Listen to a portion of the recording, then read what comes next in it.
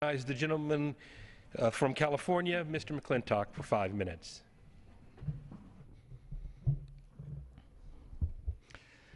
Mr. Speaker, the House is scheduled to take up the Omnibus Appropriations Bill for 2014, and I rise this morning to outline my objections to this measure. This is not the regular order promised to the American people, in which each of the 12 appropriations bills is painstakingly vetted. It's all 12 bills rolled into one with no opportunity for meaningful debate or amendment. True, it adheres to the budget that was passed in December, but that's nothing to brag about. That budget destroyed the only meaningful constraint on federal spending that we had. One member said that he's surprised by opposition because, quote, this bill for the 4th year in a row cuts discretionary spending, unquote. Well, it only cuts it by Washington math.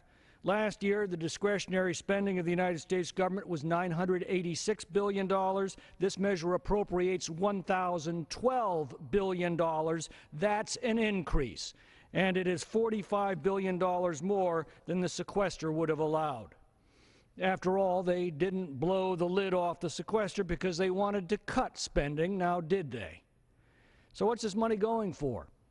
Well, it increases funding for Head Start by $600 million, despite the fact that every credible study has concluded that this program provides no lasting benefit for children.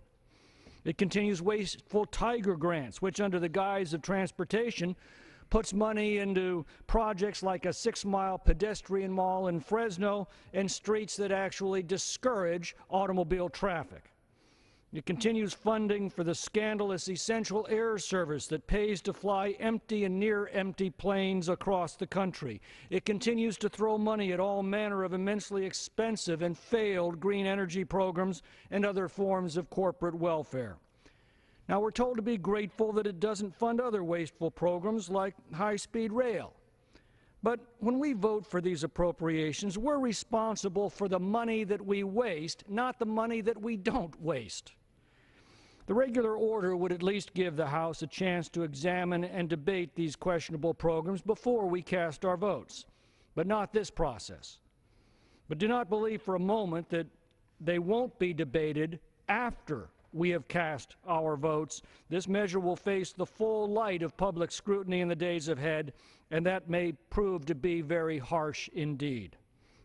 True, the measure makes some cuts, but in many cases it makes the wrong cuts. For example, although this bill reverses the cuts made to disabled military veterans' pensions, it maintains the pension reductions for all other military veterans, about 82% of our military retirees. According to published reports, over a 20-year period, a retired enlisted service member will lose an average of $72,000 of promised pension payments, and commissioned officers will lose $124,000. And the payments in lieu of taxes, or PILT, are not funded at all. That's the program that makes up a small portion of the revenues that the federal government has cost our rural communities as it's appropriated vast tracts of their land.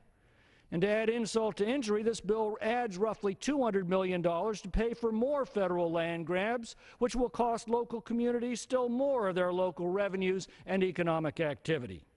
We're promised that PILT funding will be restored in the Farm Bill, which is little consolation. That's the bill that continues to provide massive subsidies to agribusiness at the expense of both taxpayers and consumers. Now, I'm not unmindful of the challenges that face the Appropriations Committee, not the least of which is that the measure must ultimately have the consent of the Senate and the President, which are responsible for the most fiscally irresponsible period of our nation's history. I understand that. But under our Constitution, a dollar cannot be spent by this government unless the House says it gets spent. The buck literally starts here.